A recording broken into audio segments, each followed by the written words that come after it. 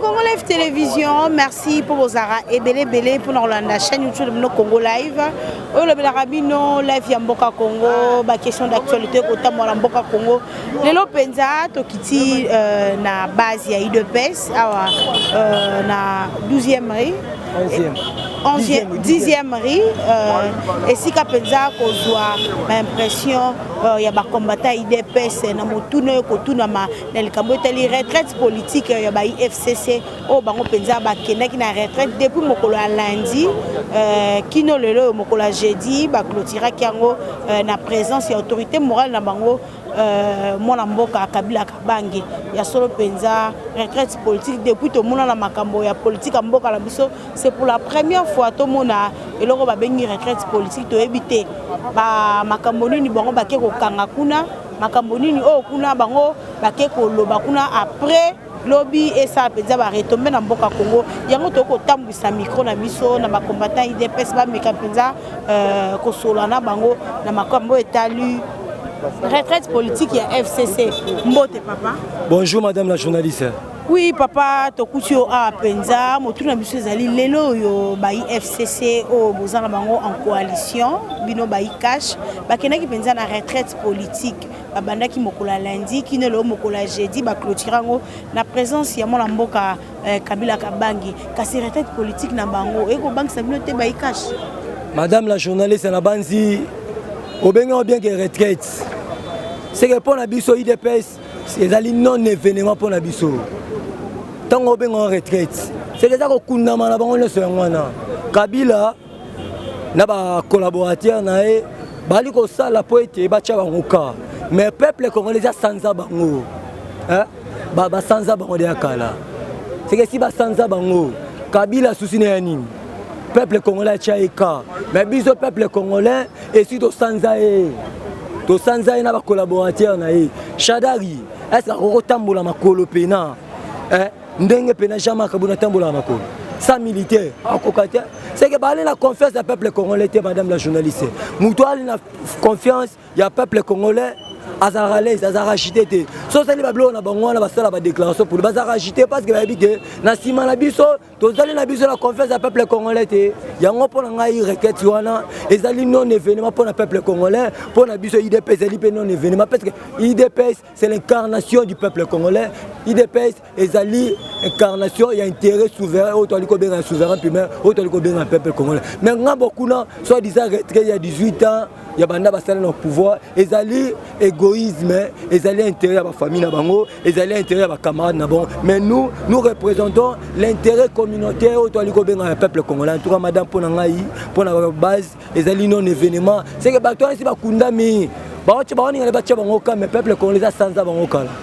Oui, Moimboka, tomoni na kati ya retraite wana, ba sisi retraite na bango mokola lelo, tomoni présence ya mwana mboka Joseph Kabila Kabange, kasi na message na ye ndenga azali ko exhorter ba compagnon de lutte na ye, ndenge to ko mona na ba image gi ko balancer, ndenge penza ba ko fuka mela ye ba ko s'incliner devant Kabila Kabange, ya lobi na bango ete baza makasi ba bongisa penza 2023 en fait que ba remporter pouvoir na ebite bino pe ana IDPS c'est na cash boko lenga na pe 2023 mona mboka Félix Antoine Tshisekedi azonga suka sikomo na bango pe bango kuna na ngambo na bango bako ningisa pe débat bazo kota pe perdre partout ko bongisa 2023 bino na IDPS boko lobani. Madame la journaliste,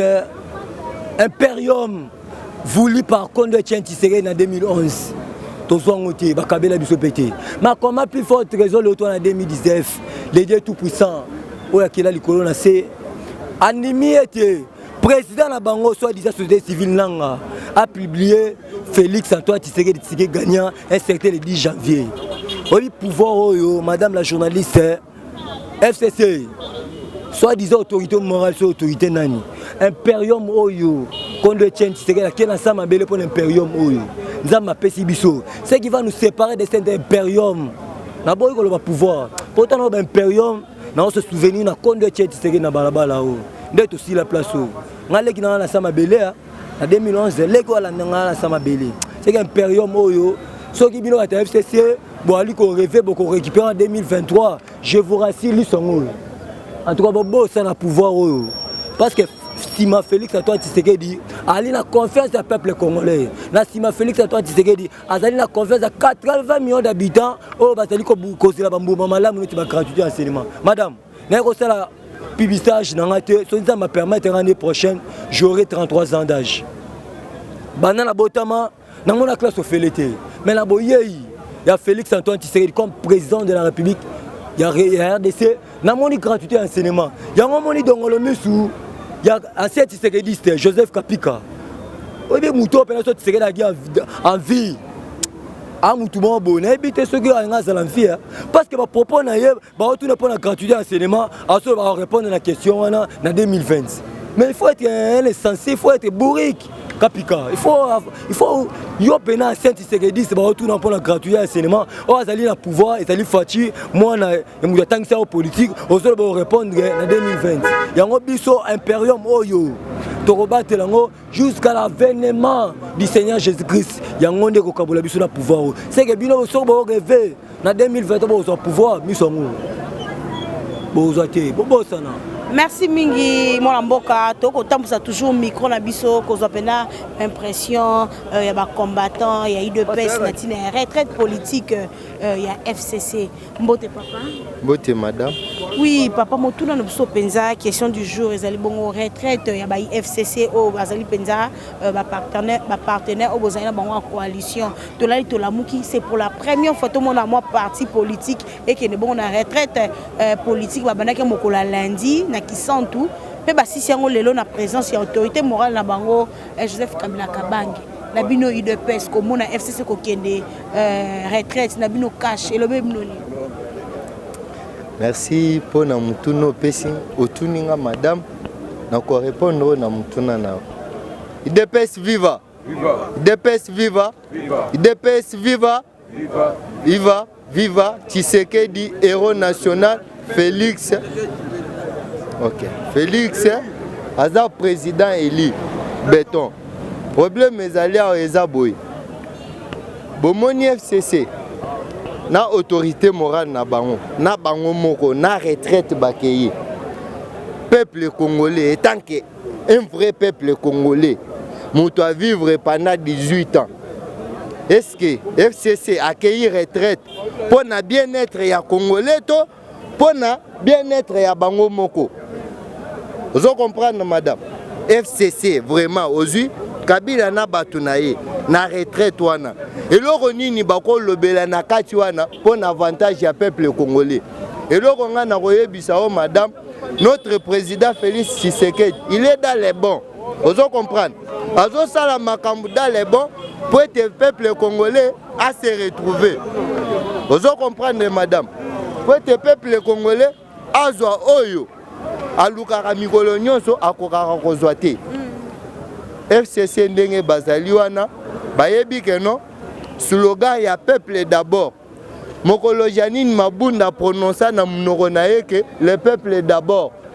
et ça la bango passe abi wana eza slogan na biso te ndenge nini oko bando bimisa ba slogan peuple d'abord donc pona bango eza lisusu peuple d'abord te nous d'abord vous comprenez siko biso peuple d'abord, bango nous d'abord. Est-ce que tokoyokan? Tokoyokan jamais. Bazawana pona koluka moyen nini, faut ba bloquer Fati. Donc bango bazo ça la magie nini, ba bloquer Fati pour peuple msusu o azala subul, o azala mbeya, o azala pena muto sentiment, ayoka be amona blocage wana amona neti Fati akokite. Zoka Fati mwana mama, mwana papa Etienne béton. A koki na ye nyonso l'air bango basala ba stratégie nini faut pas bloquer biso pe tozo sambela totie mabolongo na se tobi nzambe oyo pesi biso aza ya yo azo Kongo apesa ngo na maboko nao aza sangilete aza mutu ya ba science te asambela ngai moko nazalaka na stade quand Félix priait pour Congo na bando landela ba prière na ye. J'attendais que non Félix attend na munoko na ye au nom de Jésus-Christ. Quand Félix a dit qu'au nom de Jésus-Christ, j'ai applaudi. Merci. En tout cas, Nzambe, merci Tozu. Moi, Nanayo. Oya kolongola biso na bato makila, amema biso na voie bien. Donc, Fati, Tozo banga retraite na bangote, bakei po baluka moyen nini ba bloquer biso. Ba bangisa biso te, biso pe ba stratégie et silité. To infiltrer bangote na ba réunion. Vous comprenez?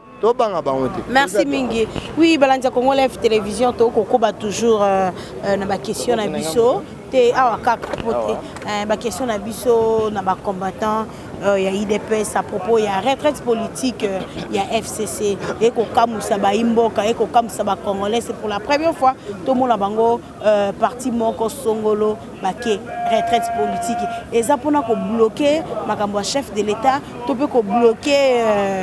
ba imboka est-ce que retraite na bango et ça bénéfice pour na bénéfique pour na ba congolais to peut pour na bango moka bote papa mbote maman journaliste oui lilobanao à propos il y a retraite politique ya ba FCC. Oui, merci na question merci ndengo pesingai micro comme on a pasteur à lui pasteur président ya parlement de Bouzigida azlang anaranga kape awa na 10e na pesaka ordre awa na sepeli ndengo pesingai micro pana pesa batuana réponse puisque musala na biso ezako pesa bango réponse balandanga bien. Eloko bakei kokota na wana to benga veye ya demo wana ekobangisa IDPS na eloko moko te ekolengisa mutu moko te ezali bango moko nde bazo lenga bango moko nde bazo banga nde yango bakimi Kinshasa bakei ko batama na Congo itango batu wana ya FCC bazalaki na minduki na bagazi pendant 37 ans kaka na nzete ozomona oyo totikala ko banga bango te kaka awo lelo pouvoir to botoli bango to voter Fachi Béton congolais nyonso a voter to botoli pouvoir eza déjà na maboko na biso bakende kokota bakei kokota retraite pona ngai pasteur ali na zolo babo pied retraite na bango na fois 100 ezala makasi bayoka soni te ekosala eloko moko te eza sans impact oyo yokaka tobwakela bango faya bakosa lelo kote babangi nde bakimi nazo yebiso boy 1 kaka na retraite na bango wana bakabwani boyoka nizate mais so tali kuna bakomi FCC pembe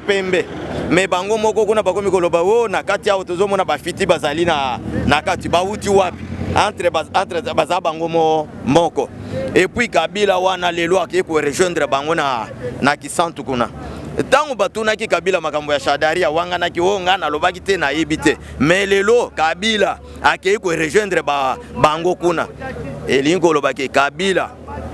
azamu yipi azalukuta asali pendant 18 ans eloko moko asali ezate lelo bakaboni ba oyo bazana kisantu ba musu bazana hotel Béatrice oya Béatrice bakangami baya kosenga Félix Bolimbisi basenga na peuple congolais Bolimbisi est-ce que yo moni na mboka oyo ata Kabila ye afukami alali ya mibwaki mabele na nzoto abaluki asenga peuple congolais Bolimbisi est-ce que nani akondimila ye ata mutu moko te puisque Kabila asali pendant 18 ans eloko moko te na yebisi oboye mama yeba bien FCC ndenge bazawana basi bazindi bayokola kaka ko nage bayokola ko nage soki ayokoli ko nage te akokufa na mai bango pe bino bokolo ba ete bayekola ko nage bango bako bongisa bino ba hyperkit politique eko banga bino te si Shadara sa lati na e kimono mama na ngai yango na zako zela okoma place wana pa na yebisa yo est-ce que kimono okokota na ngona mai okangi pese sentir tant okoti na kimono na mai kimoyo ba poche wana ekomi mai ale kimono ebimi na makolo sentir etikali na loket okufe na yo na mai kimono bakotaka na ngona mai ta asali nde buzoba ayokola nde ko nage nazo ebiso batu wana manda na bango 18 ans esili bazoluka ba chercher midi à 14h pa pamba bakokoka te oya utilola mwana ya Nzambe soki oyoki mukoli mobimba bazobenga Fachi Béton est-ce que yo ngamu tona pesa ki Fachi Béton nayo eza peuple congolais na mikili mobimba ba pesi Fachi Béton FCC bazaya kozinda na kati na bango bakabwani bazoyoka na te basi bakabwani so tali bien baoyi na hotel Béatrice baoyi kuna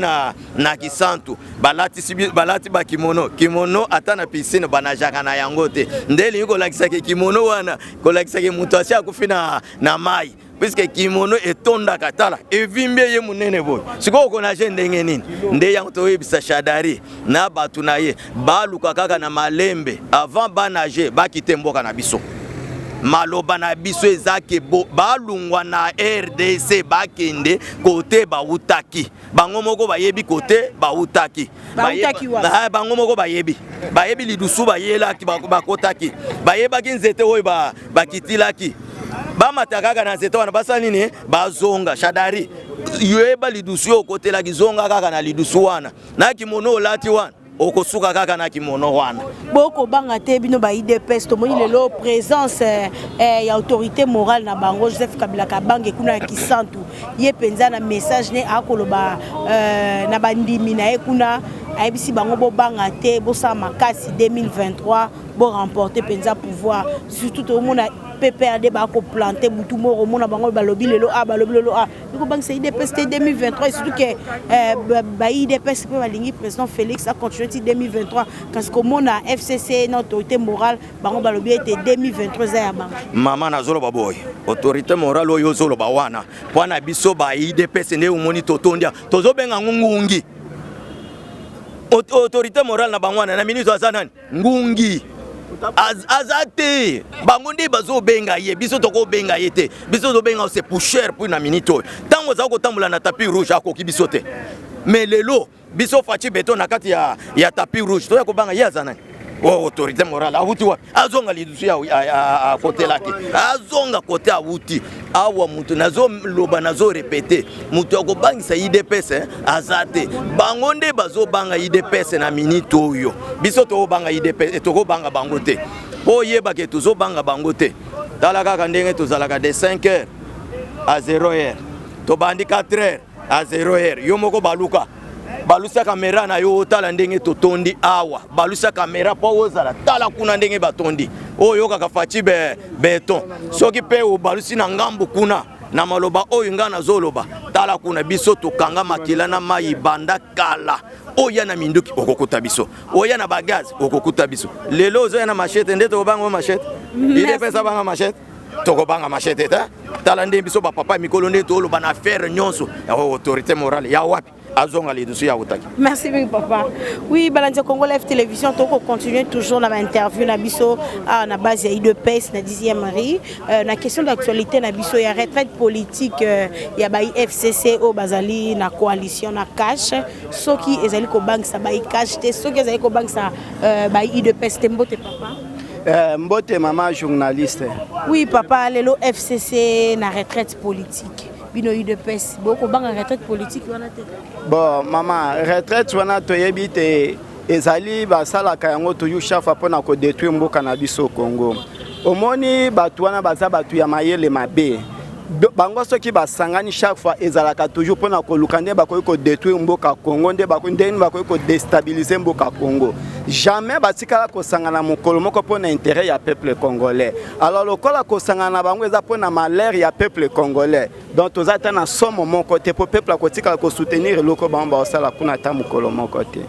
Oui, mon amboka lelo penza to mona ki na retraite na mamba côté depuis mokola lundi. Lelo jeudi to mona ki présence ya autorité morale na bango Joseph Kabila Kabange na tina ko lobela bango penza ba bongisa malamu bazala président pour ba remporter élection en 2023. Kasi na ndenge basangana ki pe na Lubumbashi to yoka ki ba résultat ba biete ba ko zongisa penza Joseph Kabila Kabange na scène politique bino ba yi de pes ko loba ni kambo. Bon maman, merci beaucoup pour na mutuno tunanga eloko aliboso na ngina na lobabwe. Peuple congolais nyonso et puis peuple ya monde entier. Bayebi ndenge nini Kabila abomi peuple congolais ndenge nini a maltraité peuple congolais makila ya peuple congolais ndenge zana na miso nzambe. Ezo ganga contre Kabila. est-ce que Kabila batu ya bayi FCC liloba nini penza o bakoki koloba na peuple congolais lelo opo Kabila songa na kati ya mboka Congo toyebi ba aventure na bango toyebi ke force na bango ezali na est kuna ba aventure onyo sezo salma na est kuna toyebi ke ezalaki bien planifié Kabila na batu ne ba roube wa ba kotisa batu na bango baza kuna na est nde ba réunion o baki okoteza kaka pona ko bundenge ya ko boma peuple congolais kuna na est ndenge ya ko piller ba minere ya peuple congolais ya kotangisa makila yango nde remoni retraite yo baki kokota puisque ndenge baza wana baye monde entier eyebi même nzambe même diable na likolo ayebi yango ke aucun jour Kabila koki kozo FCC en général bakoki kozongela pouvoir na kati ya mboka o po mabe oyo basala il serait mieux ya ko pardonner même diable ke ko pardonner FCC mabe o bango basala na kati ya mboka Congo donc ata mukolo moko te bango bakoki kotika kozongela pouvoir na mboka o yango nazoko senga na papa mukambi ya ekolo président na biso Félix Antoine Tshisekedi Tshilombo makambo ezokoleka na este wana tosengi na ye ameka nanu kolongola ba généraux na ye oyo Hippolyte Kanambe Kabe Kazembere atika kuna na este na ba colonel na ye wana puisque makasi na bango nyonso toza kuna po depuis unification ya 1+4 Salema jusqu'à présent batu wana nanu batika ko déplacer kuna te batu ya RCD Goma batu ya nanu don regroupement na nyonso to ya ba mini baza kuna yango ndezo ko la force na bango président de la république amekana ko déplacer ba po bande ko na biso ba congolais bazo kufa mingi donc biso tozana soutien bande ko na biso o bango baki osala neza ba aventure bako ko multiplier ba mayele ya mabe pona ko sopa toujours makila ba peuple congolais donc mutu moko Kabila aye bango ke un an ke yazala ka congolais te et puis kombo na eza Kabila te kombo na congolais tazana Mama, yo yebi yango te Kabila zaka Kongo ta zamwa Laurent Désiré Kabila te. Tango apesa ka Francis Kalombo 5 millions de dollars alande chaîne Kabila na Afrique du Sud. Akende ko corrompre po aloba na ba média ke Kabila zamwa na musée. Bino boyebi eloko ana te. Congolais nyonso yebi que Kabila c'est un Rwandais. Papa na ya azali Tanzania, mama na ya azali Rwandaise. Yemoko komo ezaka Hippolyte Kanambe Kazembere. Mutu nyonso to yebi yango. Ndenge ndeko na biso alobi Kabila akanga bagage, a plier bagage na ye azonga na Rwanda. Awa place na ye. Azonga na Rwanda ndenge nyosi lo tombo na coalition FCC cash. Diable na Jésus-Christ bakoyi kotika koyoka na kosala coalition ata mukolo moko te. Mutako sayote puisque coalition ekotika kosuka kaka mabe yoso mona muto mubomi na mutu wazo kene kozwa mboka tika na maboko ensemble coalition ne bakoyi kotika kosala bango baza bato makila biso toza bato ya ensemble tozimboka topesi yango na maboko ya Congo tozo soutenir président na biso po azimboka na biso apesi na maboko ya Congo Kabila c'était Rwanda mutu nyonso to ebon le peuple néolithique batuti bango makila bato pa na bango elobela kango eloko moko te c'est mieux atika ngombe aboma moto ba biso na bata bongo diable na Yesu masia bako tika osa coalition ata mukolo moto rosimba ata mukolo moko merci mini papa merci maman nasuka merci na oza kibona sima caméra gibotambela. Merci à Balania Sobarola Napso partout dans le monde entier. À décaper la élégance depuis Hollande, Lambote Nayo, j'en suis bon, mais pas social. Depuis États-Unis, il y a Roger Luma, pour le Belmonen et à présent Félix Antoine Tshisekedi, Lambote Nayo, le patron des patrons 007, James depuis France, patron James 007, Lambote Nayo, Richard Maka et Maman Wivine. C'est volo bambote na bonne sanité mon vieux l'impresario Claude Ndombasi de London ngala mno sinza mazonite to mona nini na mikoza